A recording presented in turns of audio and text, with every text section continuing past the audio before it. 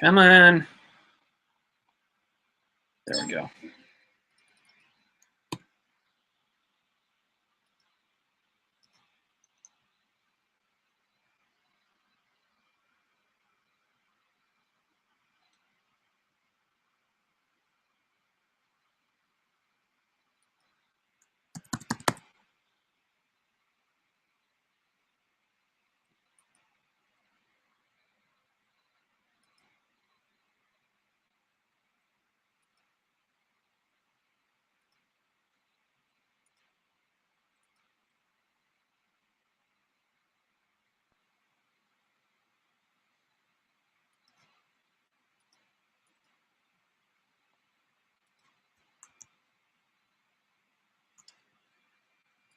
Always running late.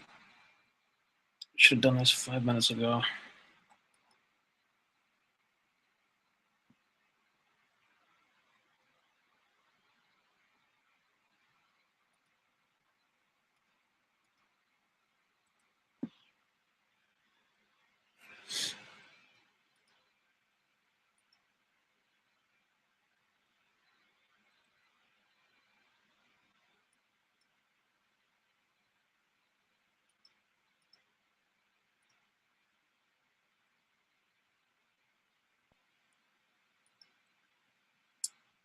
All right, hello to the first person to tune in.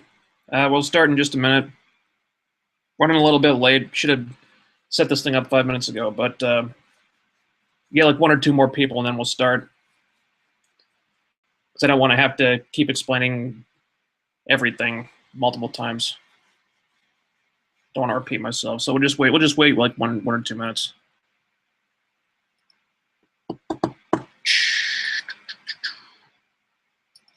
I don't need that. Okay.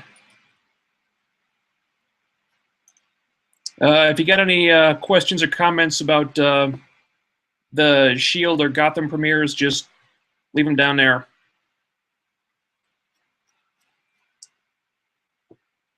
I missed the chat room. Wish we still had that.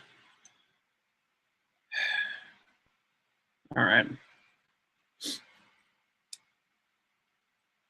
Okay. Well, don't have all night to go to work tomorrow, so we can get this started now. Just bring this up.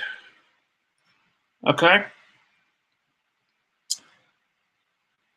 And yeah, all right. Okay, welcome to the Agents of S.H.I.E.L.D. post-show chat. This is something that I've been talking about doing since last season, and now it's finally happening. The S.H.I.E.L.D. Season 2 premiere was this past Tuesday, and you better be ready for me to geek out like a maniac about this because it was awesome. But before I do that, the usual disclaimers apply. If the stream craps out, just bear with me. You know, don't leave. Just give me a minute. I'll try to get it back up. But I got my laptop on over to the Apple Store, and they worked on it, you know, for a little while there. It's working a lot better now, so hopefully that won't be an issue. Also, me eating while we do this has become kind of a tradition now. So my dinner tonight is, I don't know if you can see that. I got chicken salad here. I have vitamin water, fruit punch flavored, and this package of saltines. Didn't have time to cook anything, really. So one more thing before we start. I've been thinking about widening the focus of this, incorporating all the other comic shows. Arrow and Flash premiere in a couple of weeks, I think. I don't know exactly when. So you know, we can talk about those too when they start up. Also, Constantine, because I've been looking forward to that as well. I can't promise I'll be able to keep up with all these shows, but I'll try. I make no promises, but I'll give it a shot. Plus, also Gotham premiered this week. I had a chance to watch the pilot on Wednesday. So we'll talk about S.H.I.E.L.D., and then we'll talk about Gotham. If you have any questions or comments about either show, leave them down there. in the comments section. I'll try to answer them as best I can. Once again, I'm sorry there's no chat room. I missed the chat room too. Google Plus got rid of it. I don't know why. Anywho, let's get started. Wow. This was a pretty great premiere. I think if the second half of season 1 took S.H.I.E.L.D. from here to here, I don't know if you can see that, but from here to here, then I think season 2 took it from here to here. This was pretty great. This is the show that S.H.I.E.L.D. always should have been from the beginning. They finally got it right. I think they finally know what this show needs to be and what it's supposed to be now. I remember in the first season, especially in the first batch of episodes where they were still feeling out everything, there were a bunch of missions and stories that they did that you take away 1 or 2 references to the comics or the movies or something, and it was really something that could have happened on any sci-fi based action show, really. It didn't really feel like a Marvel show. Now it does. Now they get it right. This feels firmly entrenched in the Marvel cinematic universe now. And and we start that right off the bat. You wanted more Marvel characters? Well, you got them. Peggy Carter, Howling Commandos, Lance Hunter and Mac from our characters from the comics. Glenn Talbot, Daniel Whitehall, the Kraken. How cool is that?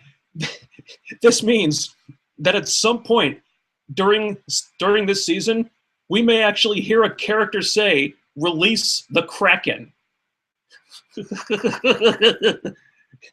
There's a geeky part of me that just loves that. As stupid as it sounds. And also, the Absorbing Man. Let's talk about him for a minute. Holy shit. Within like 2 scenes, this guy was already my favorite super that they've done on this show so far. This guy was cool as hell. They nailed the Absorbing Man. They even got the ball and chain in one scene. I couldn't believe it. I was geeking out like a maniac over this shit. But my favorite scene, the ball and chain was great, but my favorite scene was when he gets himself captured and they put him in this plastic prison and he escapes just by absorbing the walls and looking transparent, and then they just open the door for him. I was like, oh, that's so fucking slick. That's awesome. I so hope they bring this guy back. They have to make him a recurring villain. I want more of this guy. He's too good a villain not to use again. This guy is great. I believe he's also in the second episode. I want him as a major recurring villain. Please bring this guy back as much as possible because he's too cool not to use again. Also, our mains are much more interesting now. I think there's been a little bit of character surgery done. Everyone's more interesting for it.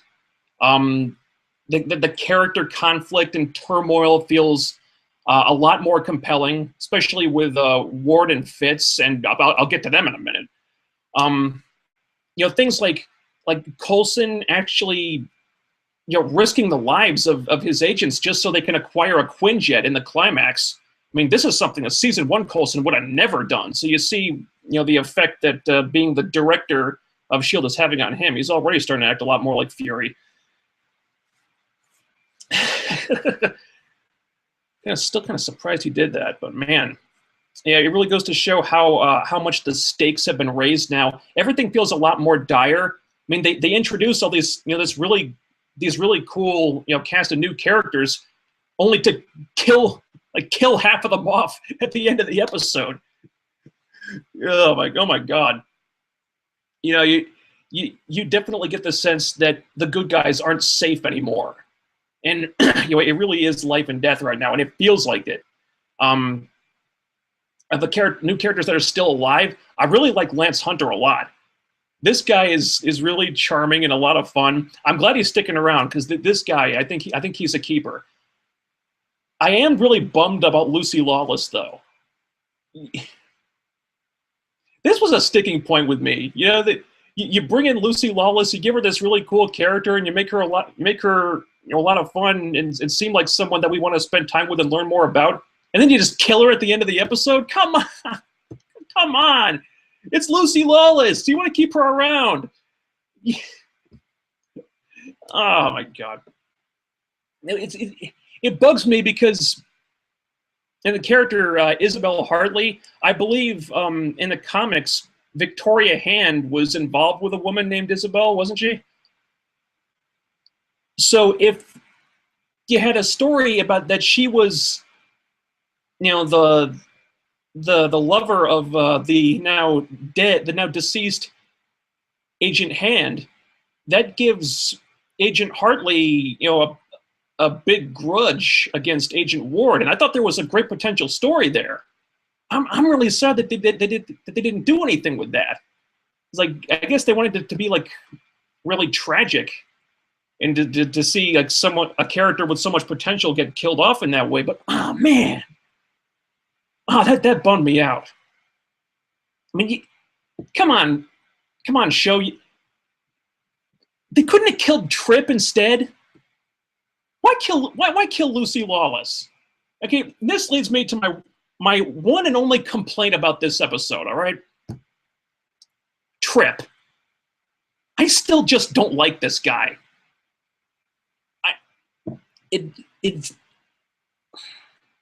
All right, the scene where they're breaking into, they're sneaking onto the military compound, and they do it with Trip posing as a general. Really? Really? The security guards don't blink, don't even blink at this? You're telling me this guy doesn't look just a little too young to be a general? Nobody thought that was a little odd? Oh, I guess because it's Agent Antoine, super awesome Gary Stu, motherfucking Triplett. No one says dick about it, right? Please. See, stuff like this is why I don't like Trip. He's too perfect. He's good at everything. He gets away with everything. I saw this interview with the actor B.J. Britt on the Marvel website, I think it was, and he was talking about all this stuff that Trip can do. He can fix the plane, and he can fly the plane, and he can charm your socks off, and he can kick your ass, and he's kind of a doctor, and he's highly intelligent, and he can do all this other stuff, and he can also get the girl. Lest we not forget that. And I'm like, is there anything he can't do? Because I'm sorry, because I find that question a lot more compelling. Is there anything he's not good at? Tell me about that. I don't want to. If that's all there is to this character is how awesome he is at everything, I'm sorry, that's not interesting to me. All right. You want to make me like this character? Show him doing something wrong. Show him doing something selfish. Show that he's as imperfect as all the other characters. Show that he has human failings like everyone else. I mean, if you just do something to round him, make him feel more like a real person and not like just some super awesome prototype of what a S.H.I.E.L.D. agent should be or something like that. Because right now he feels completely one-dimensional to me, and I don't like that. And plus, I don't know, something about this demeanor just bugs me. I don't know if it's the character or the actor.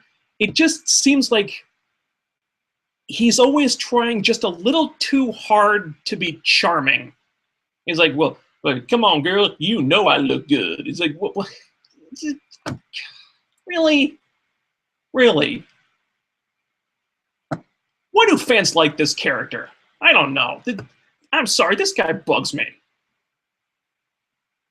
I'm sorry to go off on a tangent about this, but something about this character has always bugged me.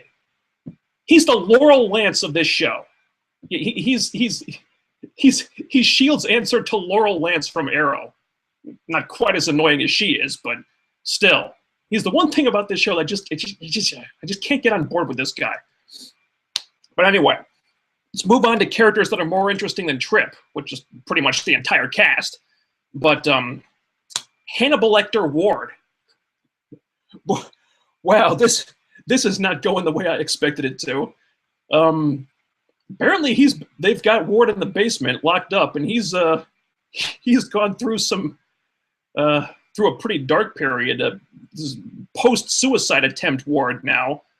I really want to see a flashback episode to see what he went through after they captured him at the end of last season, because I feel like there's a lot of interesting stuff going on with Ward that we weren't privy to. Also with Fitz. Oh man. Oh, you know what? Just leave it to the Whedon family to go for the emotional gut punch with my favorite character. You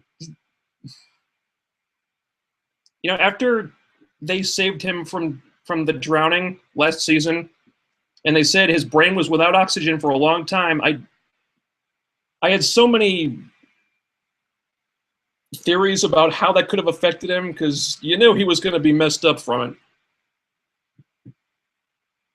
I figured maybe, you know, he might lose some of his genius intellect, or he might have, you know, motor control issues or something like that. But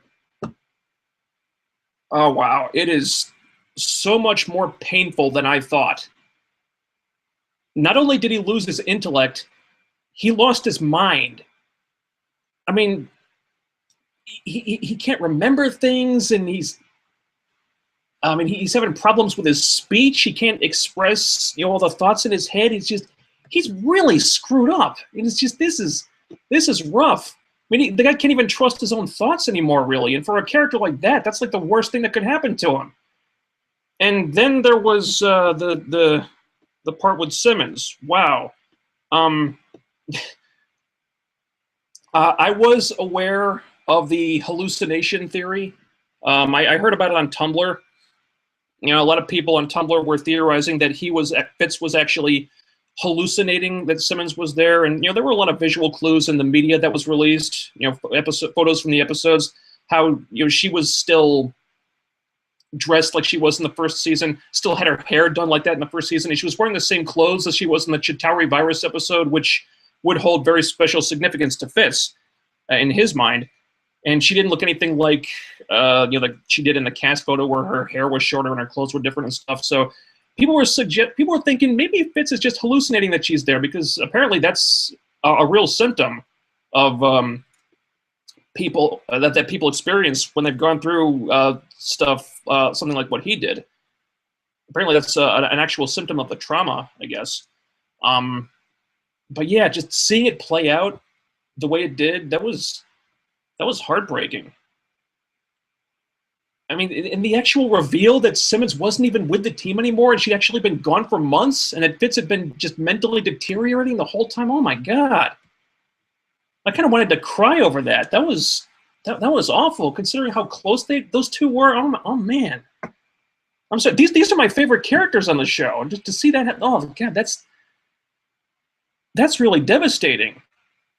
And Ian DeCasticker was brilliant in this episode. Just the way he pulls this off with like the body language and the facial expressions and his inflection and stuff. Just the way he carries that's some really impressive acting. This guy is really talented. I can't wait to see what he does with this. Not sure where it's going yet, but I expect this is gonna hurt a lot. There's gonna be some really raw emotions in play here.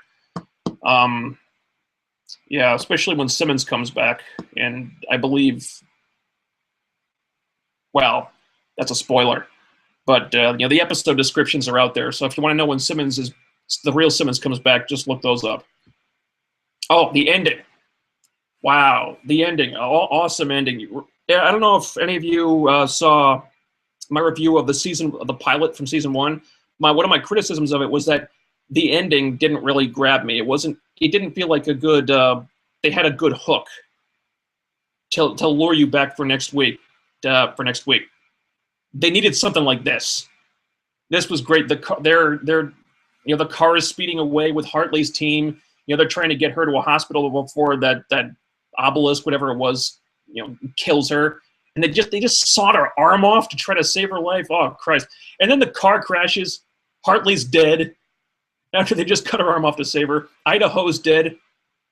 And Hunter is playing dead, so the absorbing man doesn't kill him dead. That was chilling. Oh, and by the way, the Hydra bad guy from the World War II flashback, yeah, he's still alive. And he hasn't aged a day. So there's that. Pretty freaking sweet cliffhanger. That was great. Structurally, I think story-wise, everything is much more focused. You know, the kind of irritating nature of those early standalone episodes from last season, that's gone. They don't have a movie tie-in to worry about anymore, and there's no secrets from the movies that they have to keep, which are dictating what they can and cannot do. None of that. That's all gone. They don't have to worry about that anymore. They established the big bad right off the bat, so there's no more ambiguity with the clairvoyant stuff, because they couldn't say Hydra. They had to avoid that whole thing, so they did a workaround, and they created this clairvoyant subplot to kind of avoid that. But they don't have to do that anymore. Just we got Daniel Whitehall, we got the Kraken, and he's the bad guy now. Cool, great, awesome. There's no meandering around story-wise. There's a clear direction established right off the bat. And it looks like answers are coming soon about a lot of the big mysteries from season 1 that they didn't get around to resolving, like Sky's origin. That's going to be coming up probably sooner than we think. The alien language and stuff, like it appeared on the 084 on the obelisk, and also there, you know, the Kree alien in the tube from season 1, that might have been the blue thing in the container that the Howling Commandos discovered. So who knows how long that thing has been there. There's so many teases for future stories, and it's all really, really exciting stuff. So geeked out over this. And there's a lot going on in this episode. There's so many new elements at play here. This is what I wanted from season 1. This is what season 1 should have been. God damn, it took the creators a while to get over the hump, which, you know, was not completely their fault, because they did have that movie tie-in that was messing them up. But you know, they got the show figured out now. You know, I think it's clear that they've learned a lot of lessons from the admittedly shaky at times first season, but this show's kicking ass now. This premiere was awesome. I loved it. So those are my thoughts on the season 2 premiere.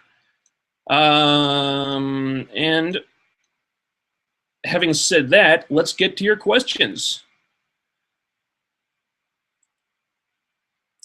Duke Nukem 3DO. Why are you such a fanboy for Agents of S.H.I.E.L.D.? Because I'm a geek, dude. And I'm not ashamed of that. I'm a comic geek going from like way back from when I was younger. This show speaks to my inner geek, and I love it. And I'm not going to be ashamed of that. But you gonna piss me off for like you gonna criticize me for like an arrow too? Just asking. Lucky STR8. Is Gotham like all right, okay. We're still on S.H.I.E.L.D. here. Gotham's coming up next. I will get to all your Gotham comments. And we're just talking about S.H.I.E.L.D. first, okay? R.K. Taker. I'm a little dyslexic, so I may butcher some of these names just for the record. So if I get your name wrong, it's not on purpose. R.K. Taker, when do you think Simmons will come back to Agents of S.H.I.E.L.D.? The real Simmons will be back. If they've released a number of they've released the first few synopses for the first few episodes. If you want to know when Simmons is back, read those. They're online. You know, it's kind of a spoiler. I guess I can reveal those. It's so if you don't want to know when the real Simmons returns to the show, not just hallucination Simmons, but the real Simmons, if you want to know when she's back, I'm going to tell you. If you don't want to know, hit the mute button right now. I'll wait just a minute. Okay, there we go. Simmons is back in episode 3. And which coincidentally is also when we see the return of Donnie Gill. who from promotional photos looks like he's closer to becoming Blizzard than I thought he might be. Not there yet, but he's looking kind of evil in that photo that they released. So yeah, she's back in episode 3. So I'm glad they're not they won't drag that out for too long.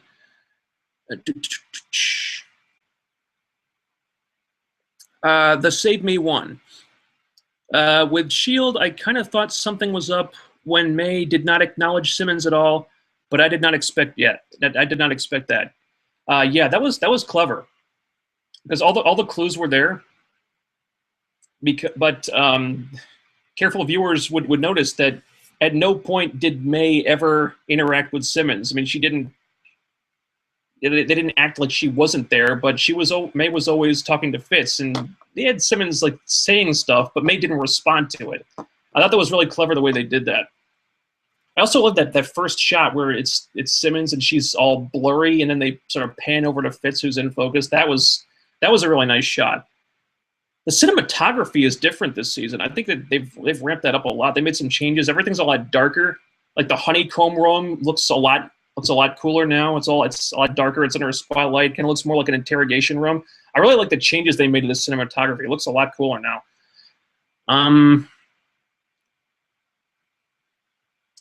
Lucky STR. Okay, Gotham question. That's later. Jacob Walton. All right, list of questions. Thoughts on Skye as a full-time field agent and where you see Ward and her going in season 2? I like it. I think one of the problems some people had, I didn't really have a problem with it, but I saw the criticism the first season about how basically half the team were non-combatant tech-minded people.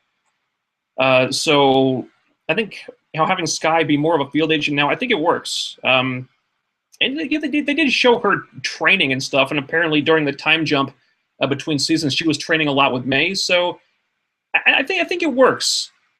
Yeah, we saw how she developed. In terms of like doing field work in season 1.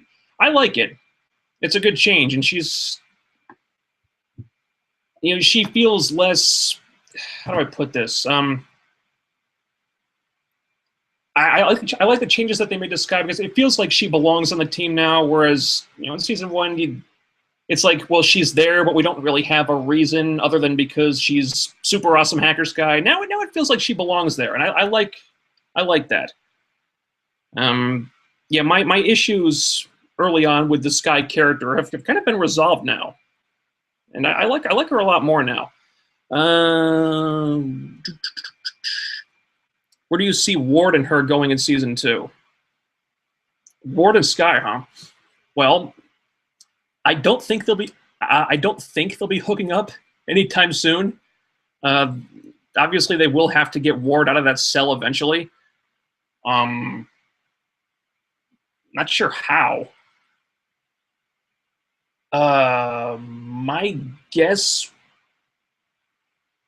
would be well, Ward has kind of taken his need to be a follower, to follow someone, to be loyal to someone, so he doesn't have to think for himself. He's kind of taken that and projected it onto Skye now, apparently. So if he's loyal to anyone, it'll be to her. My guess, maybe Skye gets into some kind of trouble. Maybe she gets captured by Hydra, and they need Ward. The team needs Ward in the field to do something in order to get her back. And I mean, they got to have a reason for him to get out of that cell eventually. And I can't really think of any other reason for it. I mean, obviously they're not going to trust him. Maybe they'd have one of those like ankle bracelets that'll blow up if you step out of line or something like that. But yeah, that's a tough one. I don't think. I think the Skye Ward ship has probably run aground, at least for the foreseeable future. And plus, there was a little bit of,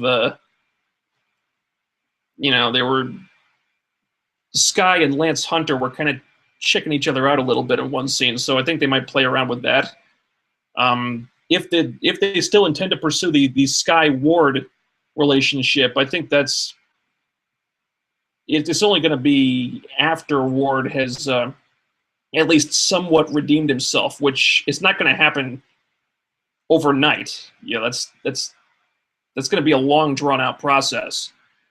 I don't think it's dead because Chloe Bennett really wants it to happen, but she acknowledges that it's not going to happen soon. I don't know how the writers feel about that, but that's Sky is the only reason why Ward is helping them. He's made that very clear. So they're going to be interacting a lot.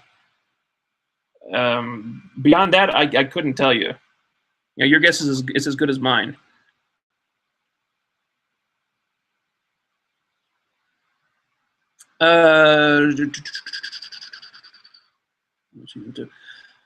Jacob Walton, what do you think Raina will do this season? Well, she's going to be tied in with the Sky subplot of her origins because she's got some kind of connection to Sky's father. We know that. And all right, spoilers coming up. If you don't want to know spoilers about Raina, hit the mute button. Wait just a second. Okay. Raina returns in episode 2. So the next new episode, Raina comes back, which I believe is also the introduction of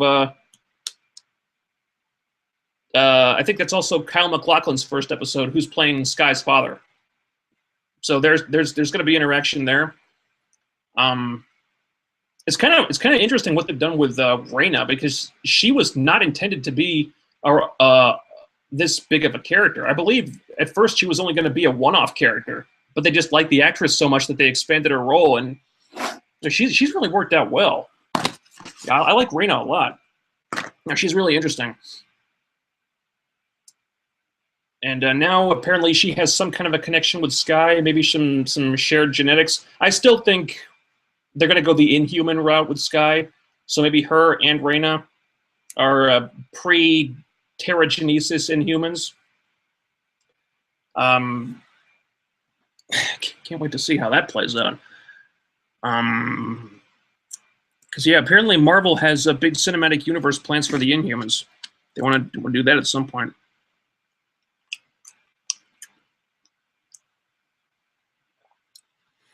Magpie's Nest Productions. Fitz is broken, and that's sad and awesome. I agree. I mean, all through those scenes, I was like screaming at the TV, somebody give him a hug. He needs a hug.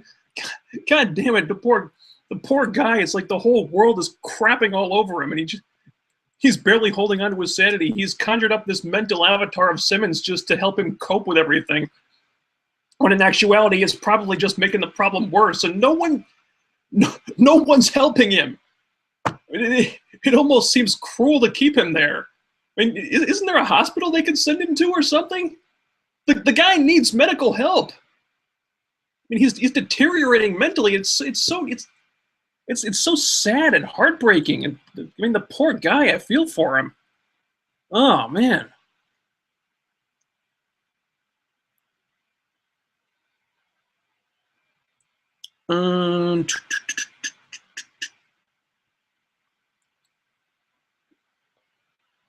Andre Corbeil, I gave you a plug on last week's Can-Am Wrestling show. I hope you tune into the AJ Styles show at the end of this week. Thanks, dude. I will watch it when I get a chance. Right.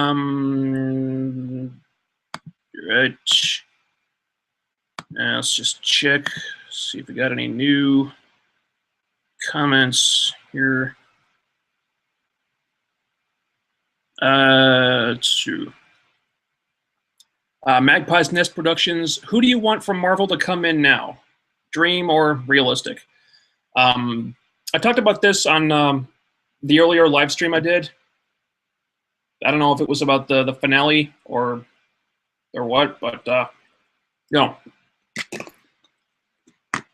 I got a list of characters I wanted to see them use on the show, all of which I think are pretty reasonable. One of the big ones is Abigail Brand. Because I mean, if they're bringing the Kree in there, I mean, there's going to be some alien connection in there. I mean, Brand is the perfect character to use. I mean, maybe it's not totally realistic that Sword could exist in the cinematic universe yet, but I mean, there's reason for it to come in. I mean, goddamn, and Brand is such a great character too. I really want to see them use her. Also, Crossbones is a big one. Yeah, we saw the guy who's playing playing the guy who would become Crossbones in Winter Soldier. Hopefully, he'll be back in the Captain America 3. Frank Grillo, I think the actor's name was. But yeah, I'd love for them to use Crossbones on the show. Taskmaster, man. If you're doing like a big storyline with Hydra that could potentially span several seasons, how do you not use Taskmaster? Hire an actor, put the dude in the skull mask, and just do something with Taskmaster. He's a great villain. Ghost was another one. It was an Iron Man villain, I think. I think his powers could be easily done on a TV budget. And I don't know why, because I don't even really read the Iron Man comics. I just wanted to use Ghost. I couldn't tell you. Oh, also, given the situation, like where the stories are right now, where all these ex-SHIELD agents are kind of scattered all over the globe, and there's Hydra cells all over the place, and no one knows who they can trust. What better character to use than Jessica Drew? I'm sure they can't use her. They're probably saving her for a future movie, but God, that character would be perfect. See Spider-Woman on the show? Holy goddamn, that would be awesome. She would fit perfectly into what they're doing right now, but I'm sure they can't use her. That's a dream scenario that I'm sure won't come true. But Mockingbird coming up pretty soon. Yeah, Adrienne Palicki's playing her, and I think she's going to be in episode 5. And apparently she'll be around for a couple episodes. I don't know if they'll all be in a row, but they got her for more than one episode, so I'm excited to see what they do with her. I believe they just released the first photo of her. And she's not blonde. They gave her brown hair. I don't know why. I was kind of bummed out that she didn't have glasses either. But my guess is they didn't want her to look too much like Sarah Lance from Arrow. Blonde costume crime fighter fights with the Bose, or was it the two Billy Clubs or something? I don't know.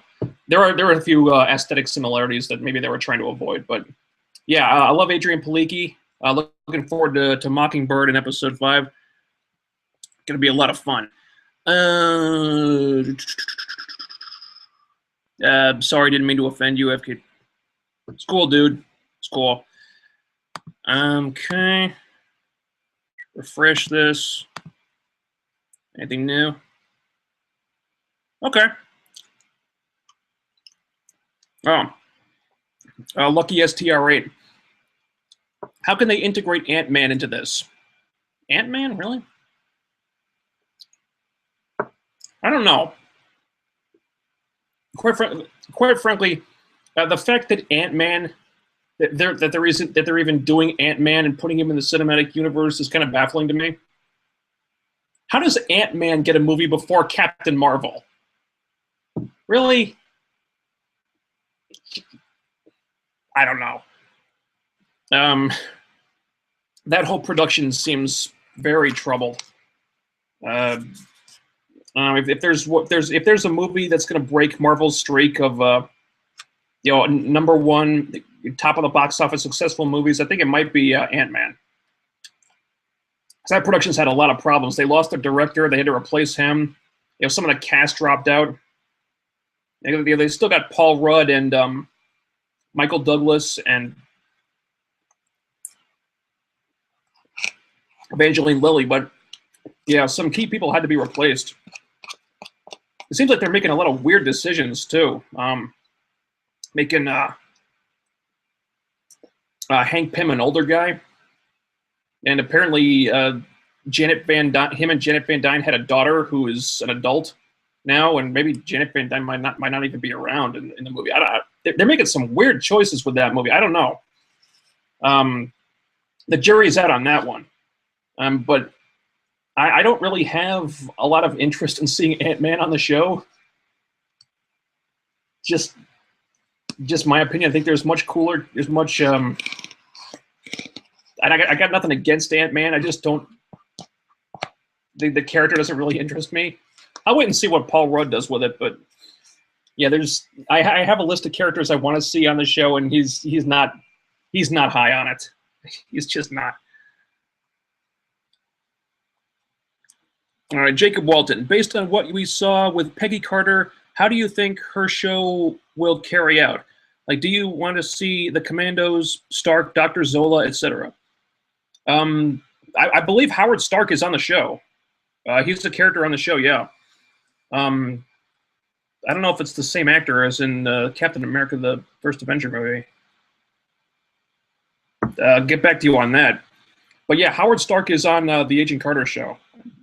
As a recurring character or the main character, I don't know, but excuse me, but he's in there. How do I think the Agent Carter show will carry out? I don't know. You know, I never saw the Agent Carter one shot.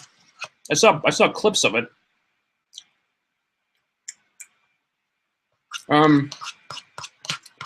I suspect it'll involve, you know, the early days, like dealing with the formation of S.H.I.E.L.D. and maybe chronicle how it got infected with Hydra agents at the very beginning.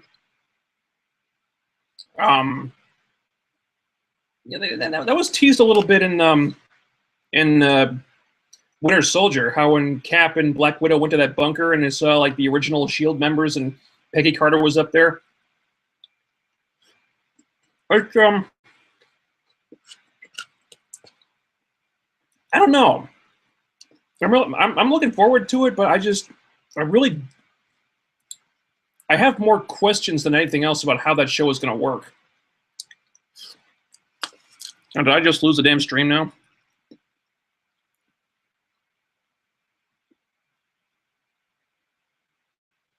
Now there it goes. Yeah, I'll get back to you on Agent Carter. I have as many questions as you do right now. All I really know about it is some of the actors that are going to be there. I would hope they can get the Howling Commandos to guest from time to time. Yeah, because Dum Dum Dugan was really cool. I love that they gave him a cameo in the S.H.I.E.L.D. premiere. That was great.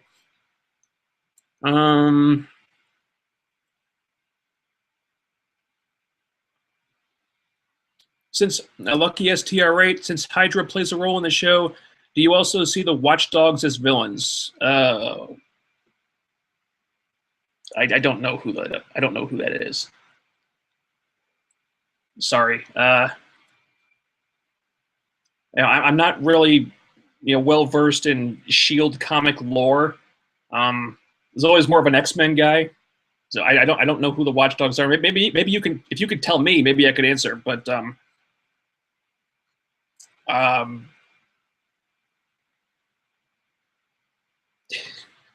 that's all I got. I'm sorry. You want to give me a quick explanation in the comments? Maybe I can give you something. Alrighty. Let's see. Newest comments first. Oh, for crying out loud! Wait. There we go. Magpie's Nest Productions. A friend of mine thinks Skye is Spider-Woman. Why do people think this? Why do people do this with Skye? This has been going on since like early in season 1.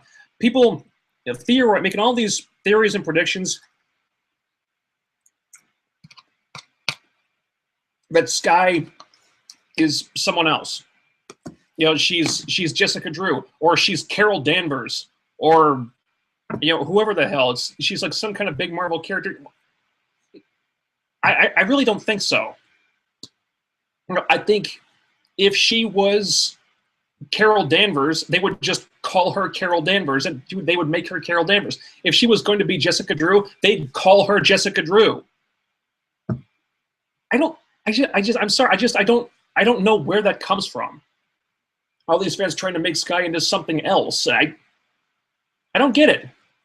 No, she's not Captain Marvel. She's not Spider-Woman. She's Skye.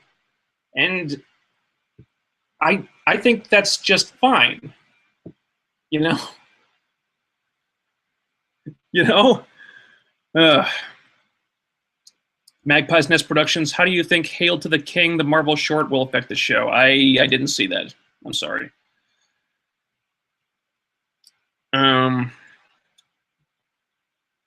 Yeah, I lost a little bit of my geek street cred here.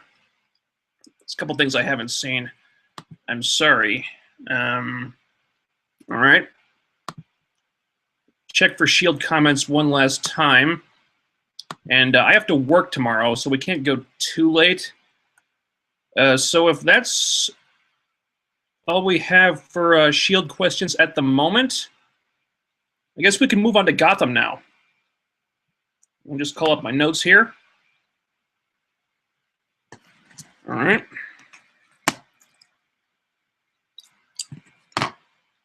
All right. Gotham.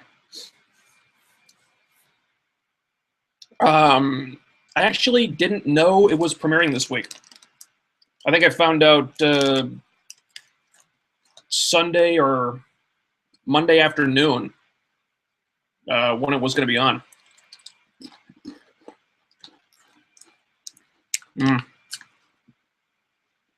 One second.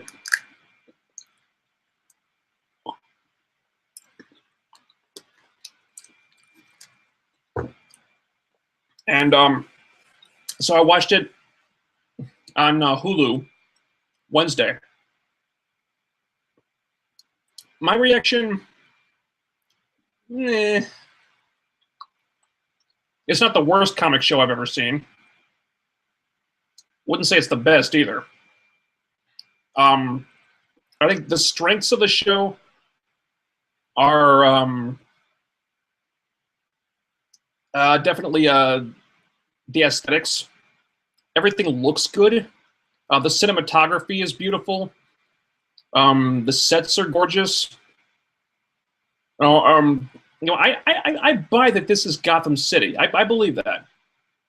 So everything looks really nice. The cast is strong. I pretty much like everyone they've cast in these roles. I would say that definitely Cobblepot and Enigma are my favorites. Bullock's a lot of fun too. So those three probably at the top of the list so far right now. I really like that they put Renee Montoya in there. Because I remember that character from Batman the Animated Series, like back in the day. So I marked out a little bit. That was cool that they put her in there. I believe she's the Question right now in the comics, isn't she?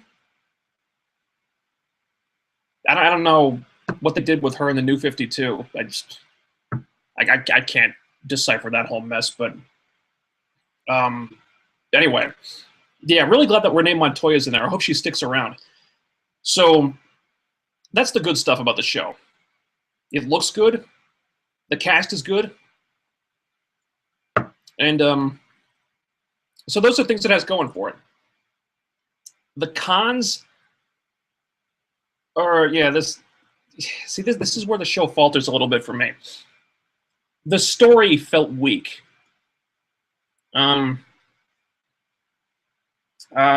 Specifically, there was this one thing I could not get past.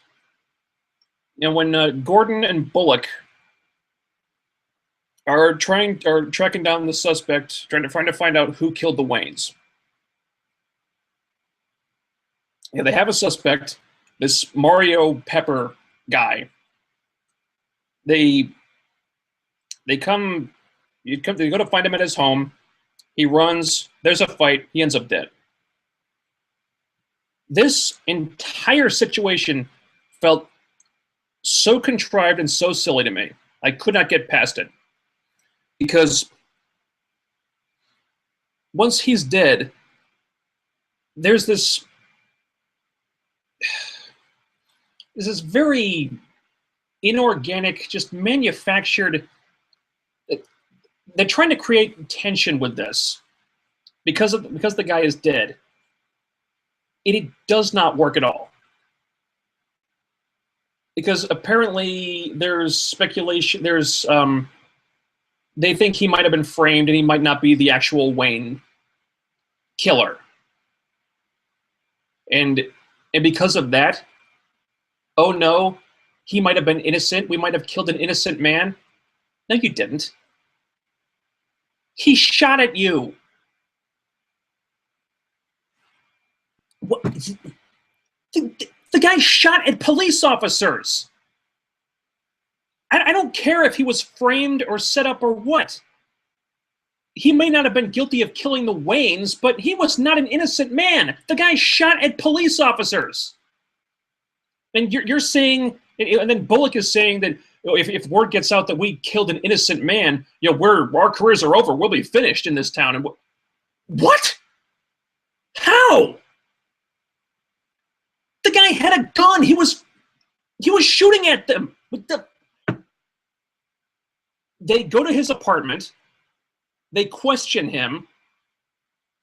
That's all they're doing. They're questioning him.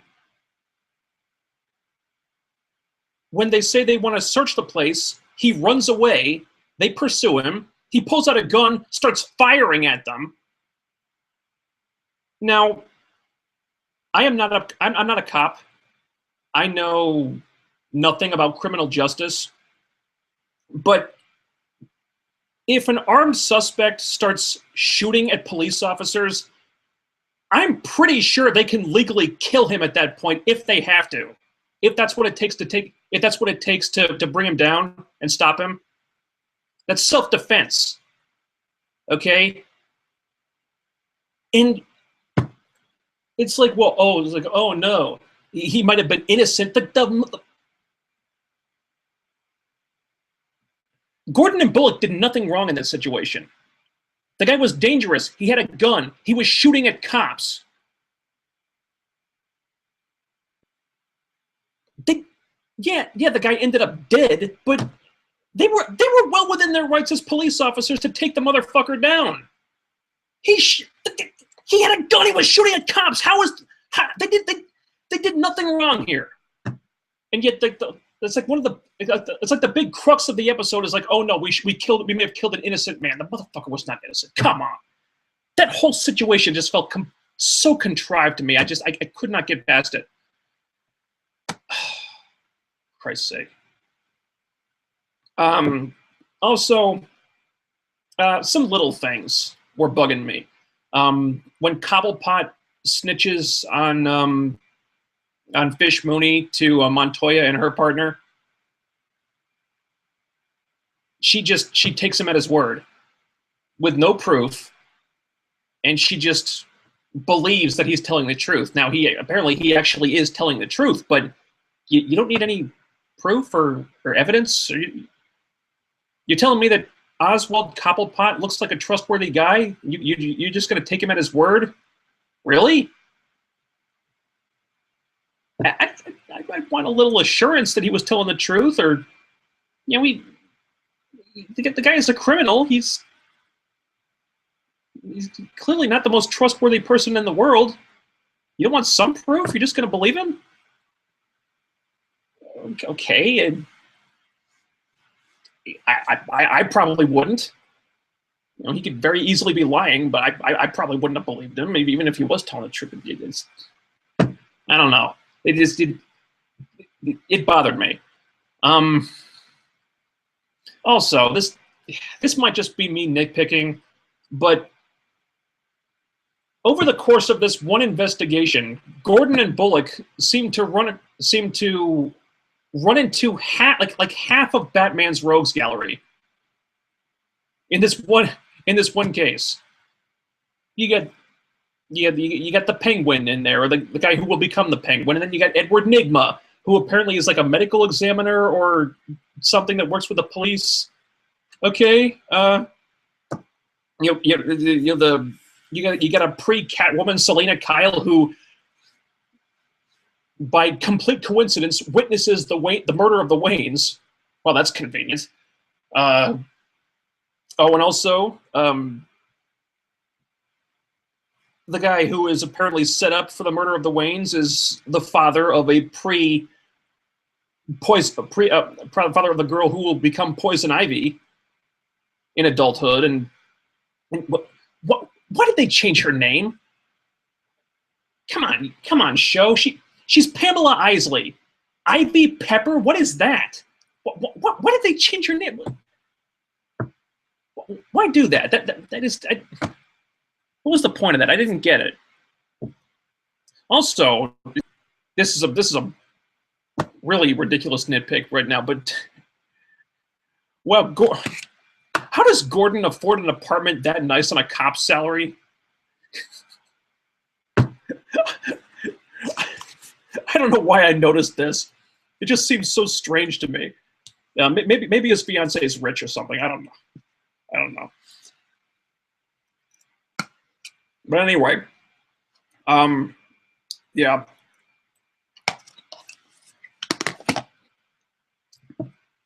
So those are my nitpicks. Overall, I did enjoy it. I liked it. I don't really love it. I'll watch the next episode to see if they, if anything, if my complaints are addressed and if it improves or anything. I don't know if I'll keep watching through the whole season. I may just wait for a while until they, they compile a bunch of episodes and I could just binge watch them online. But I'll watch the next episode. I don't know if I'll stick with it though. It's there's potential. Like I said, aesthetically it looks beautiful and the cast is very good. But overall, I think the show it seems good on a conceptual level, but the execution of it so far feels a little bit flawed to me. Is there anything else in my notes here? No. Okay, so that's my thoughts on Gotham. I'm labeling it a work in progress right now. So let's get to our Gotham comments. Just refresh the comments page here.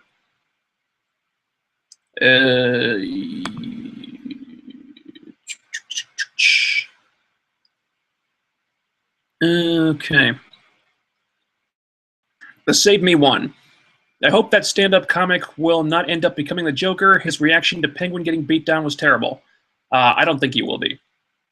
I read somewhere that they're going to have like a running bit on the show where like every episode they're going to be Fish Mooney is going to be trying out a new comedian. So it's going to be like a running gag or a tease that one of these people might be the Joker. Or eventually they're going to arrive at a guy who would become the Joker later on. But the first guy that first comedian in the pilot, no, I don't think so. I think that's just the beginning of the gag. Let's see.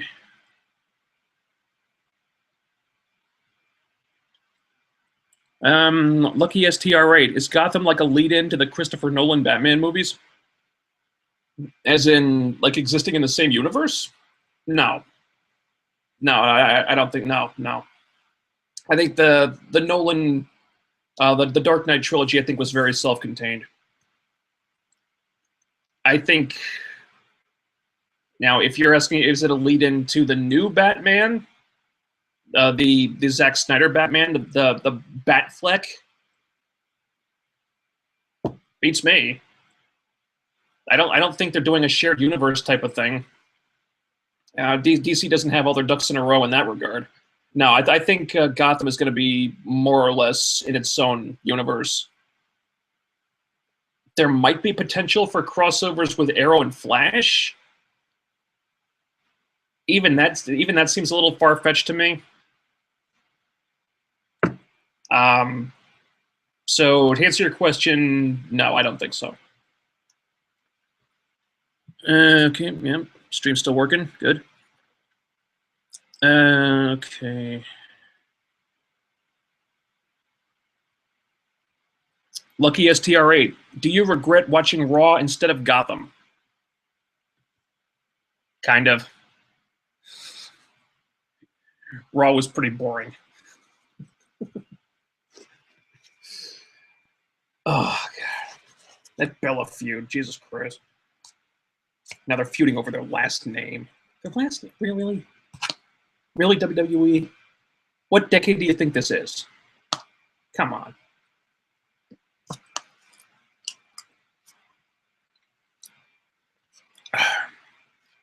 Yeah, that Bella feud, man. That's terrible. I wish it died in the womb.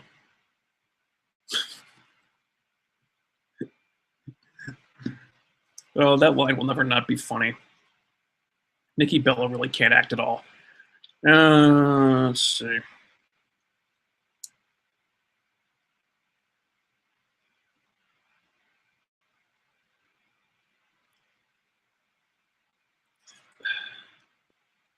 Jacob Walton. To me, I thought it was J-OK. I think you mean just okay. I don't know. I thought Bullock and Penguin were clearly the best part. I would agree with that. Gordon was more of a blank to be expected due to it being the pilot. Mm-hmm. Yeah, I'm with you so far. Problem that I'm worried about is how much focus they're going to put on Bruce Wayne. If it were me, I would barely use him in the show and focus on other Gotham characters. Do you agree? Oh, yeah. Mainly because it's a child actor, and anytime you have a child actor in an important role like this, you're kind of it's a roll of the dice because you know, and that's one of the first things they teach you in film. That's one of the things they teach you in film school. Don't work with kids. Don't work with animals. But yeah, I don't think the kid did badly. Yeah, I would definitely worry about them overexposing that because I mean it's so early in Bruce Wayne's development. I mean, how much can you really do with him? And you're always going to have to find an excuse to have Gordon interacting with the kid, and it's just it feels like that could be feels like they could start stretching pretty easily to just come up with ways to use the kid, and just I don't think it's really necessary. Just use him sparingly. It doesn't have to be in every episode. Just use him when he makes sense.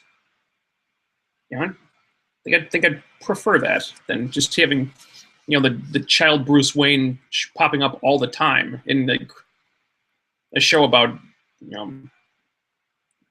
essentially a fantasy version of a police procedural. Yeah. Magpie's Nest Productions. No one understands the New 52, so it's not just me then, because people who read it don't understand it.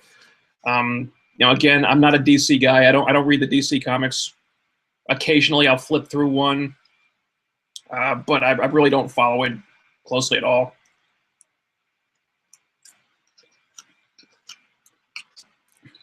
I found DC Comics continuity very confusing, even before the New 52, and now it's like I'm not even going to go near that because even the writers seem confused.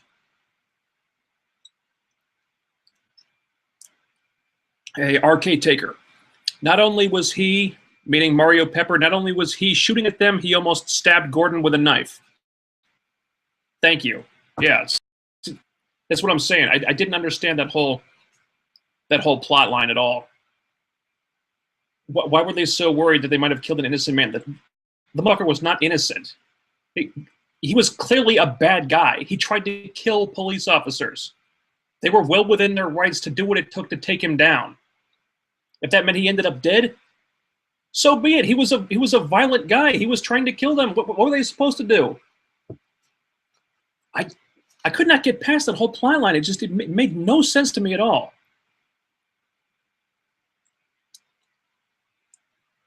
Jacob Walton, did you think the stand-up kid was really the Joker? kind of already covered that. I don't think he was. I think they're going to be teasing that for a while and just having Nukians come in. So no, I don't think he was the Joker. To me, I think it would be cool if they bring in 3 or more different actors and use them to create possible guys to be him and keep everyone guessing who he is and his backstory. I think that's what they're going to do. Yeah, so I think you're going to get your wish on that one, dude. All right. Let's see if I missed anything.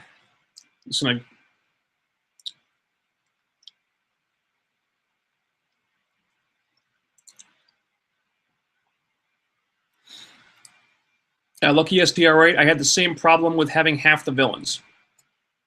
Yeah, that was weird, wasn't it? I mean, it was cool seeing them, and I think they're all well cast. But the whole thing just seemed a little too convenient. I was like, oh, here's Edward Nygma, and here's Oswald Cobblepot, and there's no real reason to put Ivy Pepper. Fuck, she's Pamela Isley.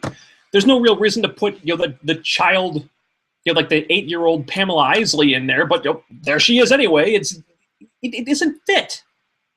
The whole thing just felt just felt a little too convenient, It just became contrived to me at some point. I just thought the whole thing was just way too it just felt really unnecessary.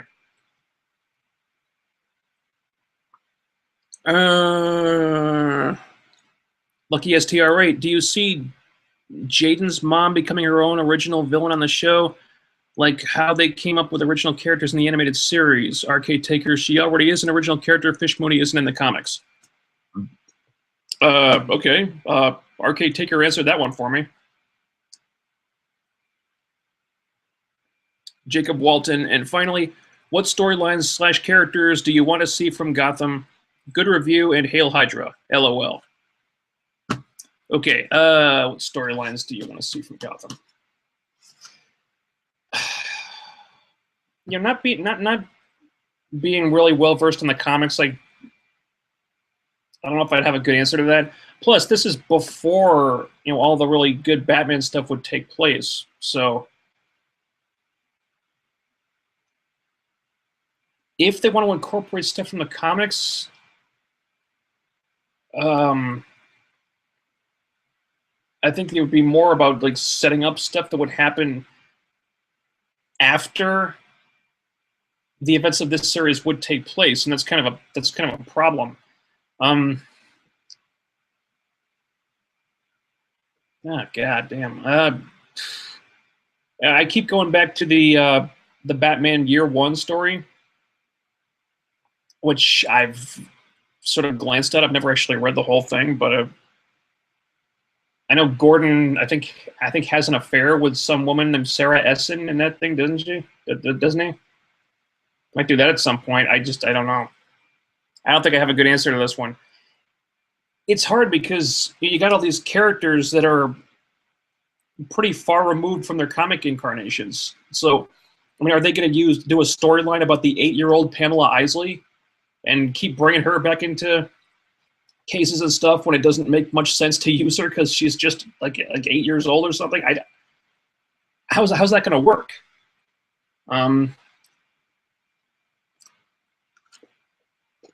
Apparently the Penguin is like the main bad guy that we're going to be following for the time being. That's fine. I thought he was definitely one of the more engaging characters, and I was perfectly cast. I love the actor they got. So I guess they're going to be slowly following in his rise up the criminal ladder. Maybe he'll end up usurping Fish Mooney at some point. I think he's got a ways to go before that happens.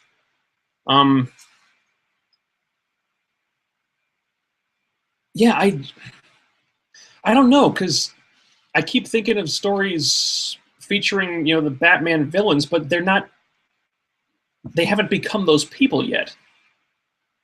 So it's tough. You want to see them go in a certain direction, but they can't really do that yet. So because they're not the people they would one day become. So I'm not sure what they can do with this show and what they can't.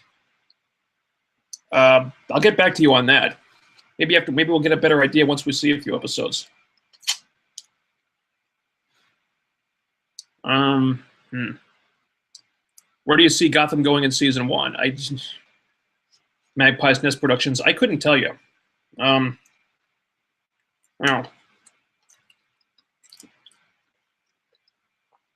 they just kind of went over this. My guess would be they're going to have some kind of season-long arc about Cobblepot maybe trying to get revenge on Fish Mooney. I could see him trying to kill her at some point, maybe sooner than we think. I don't know.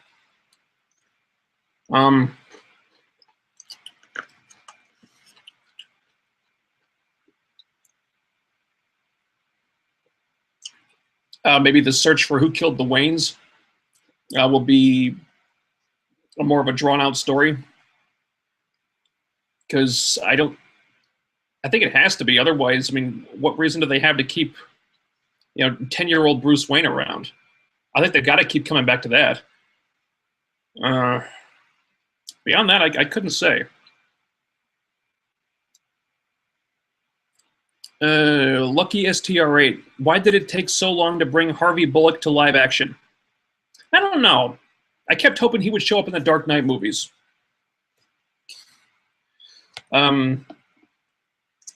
Yeah, it took a while, but I really do like this incarnation of him a lot. Donald Logue is really good. Although my favorite version of Bullock will always be from the Batman animated series. There's no topping that guy. That one was great. But yeah, I really do like Gotham's version a lot.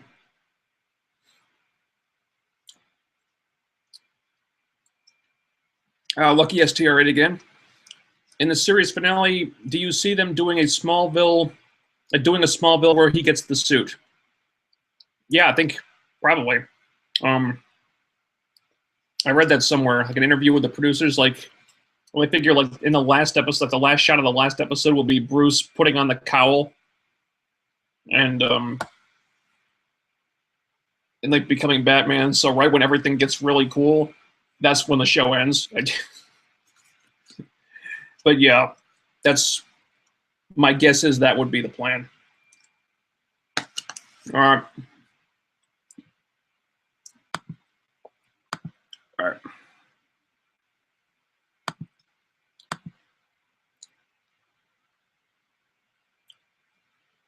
Lucky STR8. Will the Penguin end up in the sewer like Danny DeVito's Penguin?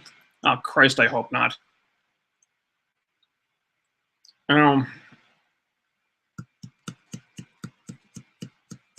I liked Batman Returns when I was a kid. But as I watch it now, I think back to it now as an adult. That movie is really fucking goofy. Well, goofy as told by Tim, as seen through the Tim Burton lens, but there's some just really kooky stuff going on in that.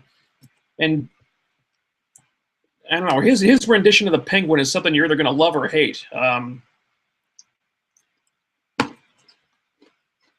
Not that it was a bad creation or anything necessarily, but that was not the Penguin from the comics, where he was like a mutant who was raised by animals, grew up in a sewer or something. He probably had more in common with Killer Croc than the Penguin. So no, I hope they don't go that route with this version of the Penguin. I'd like to see something a little closer to the comics with this version. And it looks like that's where they're going. Okay. All right. I think that's all the Gotham questions. And it's not too late yet. Something like that. Yeah, excuse me. Something I'd like to go back to. Duke Nukem 3DO. I thought you were being sarcastic with this comment earlier. Sorry.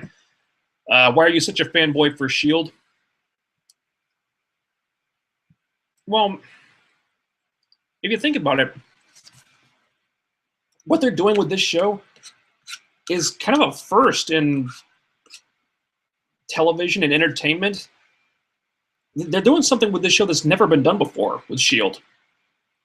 It's they're crossing over between a shared cinematic universe with a television show, maybe even the comics. They're doing, it's crossing over into comics now. So, they're introducing those characters into their own comic series. I think it won't be a shared continuity in that regard, but there's potential for that too. I just think it's really kind of a revolutionary concept to be able to, tell Marvel stories across potentially 3 different mediums simultaneously. This is something that's never been done before. I think it's a really innovative idea, and I'm always in favor of being innovative and trying, and people in the entertainment industry trying new things and trying to blaze new paths instead of just doing what's always been done before and just regurgitating old stuff over and over.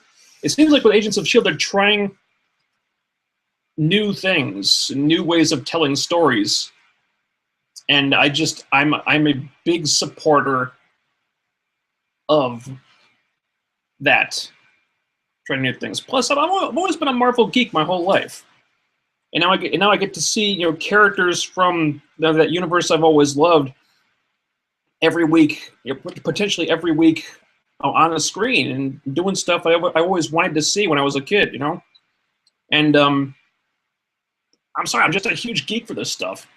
I love it. Plus, I'm a Whedon fan from day one. I've always loved everything he did.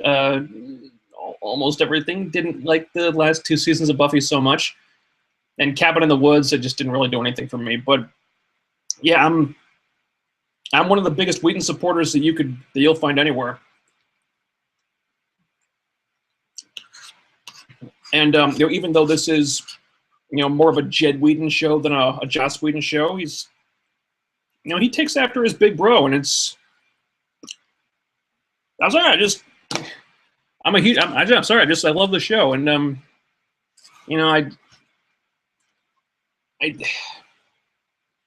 there are very few things I have these days that I get a lot of joy from.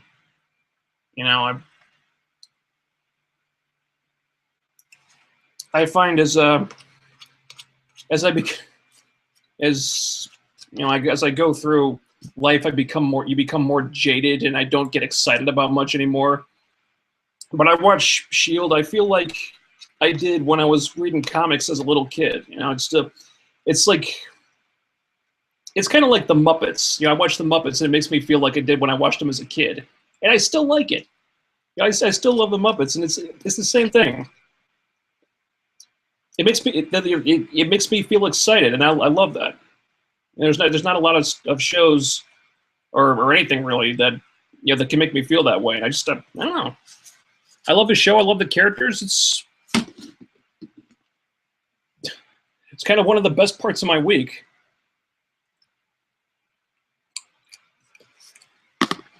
All right. See if we got anything else here.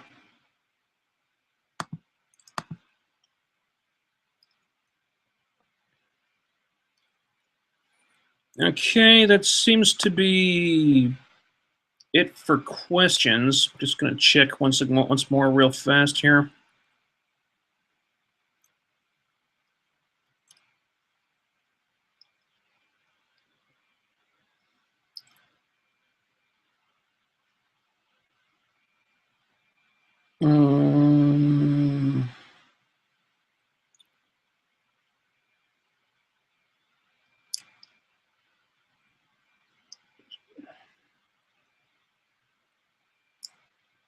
I wish I could read faster.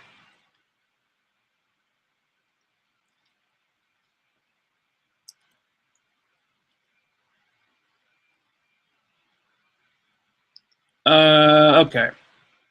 I think that's it for questions. So, final thoughts. Shield season 2 premiere was awesome.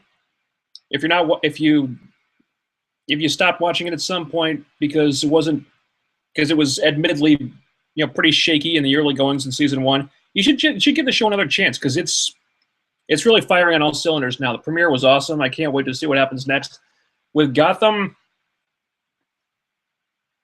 The pilot I thought was flawed. Story-wise, I did have a lot of problems with it, but there's enough to like about Gotham that will keep me watching in the short term. I don't know how long I'll stick with it, but I'll stick with it for a while to see if they can work the kinks out. But there's definitely some story issues that they need to address with that. And I think that's a good place to end it. As I said, I got work tomorrow, so I have to kind of get ready for that at some point. Even though I don't want to go to work tomorrow. So that'll be it for the inaugural Shield post-show chat. Like I said, I'm thinking about widening the focus of this to incorporate all the comic shows. So Shield, Gotham, Arrow, Flash, Constantine. I'm probably forgetting something else, but so yeah, that'll be what we do. Shield will get priority because that's my favorite, but we can talk about all the shows. Thing is, I need a better name for this because if we're going to talk about all the shows, all the comic shows on a weekly basis, I need a better name for this post-show series. So if you have any suggestions for a cool name, tell me down below in the comments. And if I like it, maybe I'll use it. Can't pay you, but I might give you credit if one of you comes up with a name I like. And that'll be it. Thanks everyone for joining me. Tune in next week, same bat time, same bat channel, Thursdays at 10 p.m. Eastern. I think Arrow and Flash are still 2 weeks away from premiering. I don't know. I'll look it up. But if not, then I guess we'll talk about Shield and Gotham next week as well. Same time, Thursdays at 10 p.m. That'll be all for now. Thanks for joining me. I'm out.